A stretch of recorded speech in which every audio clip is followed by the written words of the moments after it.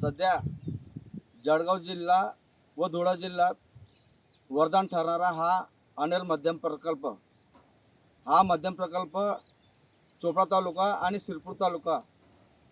या दोघं तालुक्यांसाठी वरदान ठरलेला हा मध्यम प्रकल्प। परंतु आपण आता सध्या पाहू शकतो की या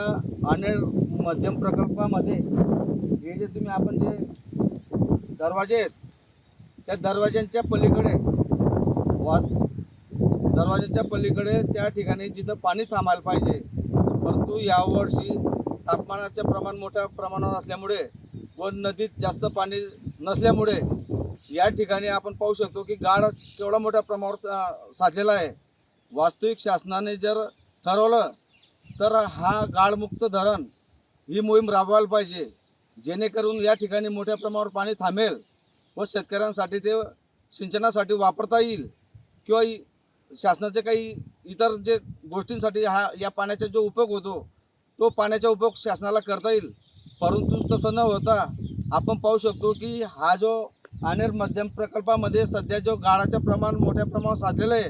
हे फार पूर्वी वर्षापासून थांबलेले गाळ साचलेला आहे आणि ही काढणी काळाची गरज आहे, परंतु शासन याकडे लक्ष देत नाही। याच्यामुळेच या ठिकाणी मोठ्या प्रमाणावर हा गाळ साचत असतो। वास्तविक ही जर नदी पाहिली तर ही मध्य प्रदेशातून उगम पावलेली ही नदी आहे आणि या नदीवर पूर्वीपासून हा मध्यम प्रकल्प बांधण्यात आलेला आहे। वास्तविक याचा जास्त फायदा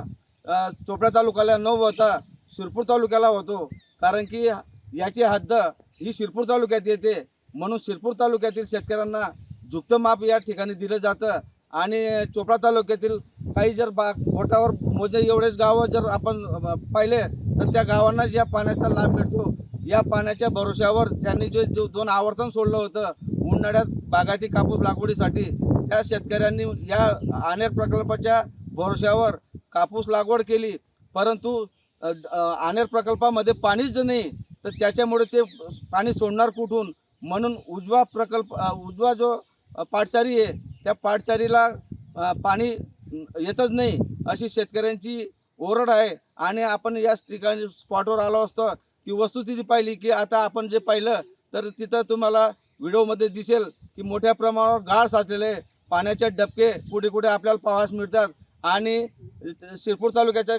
काही भागामध्ये जर आपण पाहिलं जिथं पाण्याचा स्तोत्र जास्त आहे त्या भागामध्ये मोठ्या प्रमाणावर पाणी आपल्याला साचलेलं दिसेल, परंतु इकडे डाव्या साईडला पाणी साचलेलं दिसत नाही व गाळ मोठ्या प्रमाणावर आहे। कारण की ही नदी जरी मध्य प्रदेशातून जरी उगम पावलेली असेल, परंतु दरे खोऱ्या डोंगरातून मोठ्या प्रमाणावर नाले नद्या या नदीला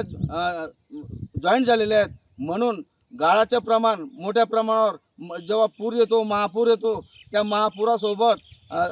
हा गाळ वाहून येतो आणि जेव्हा 15 ऑगस्ट नंतर हे दरवाजे जेव्हा बंद केले जातात तेव्हा तो गाळ इथं साचतो। परंतु शासनाने याकडे दुर्लक्ष न करता त्वरित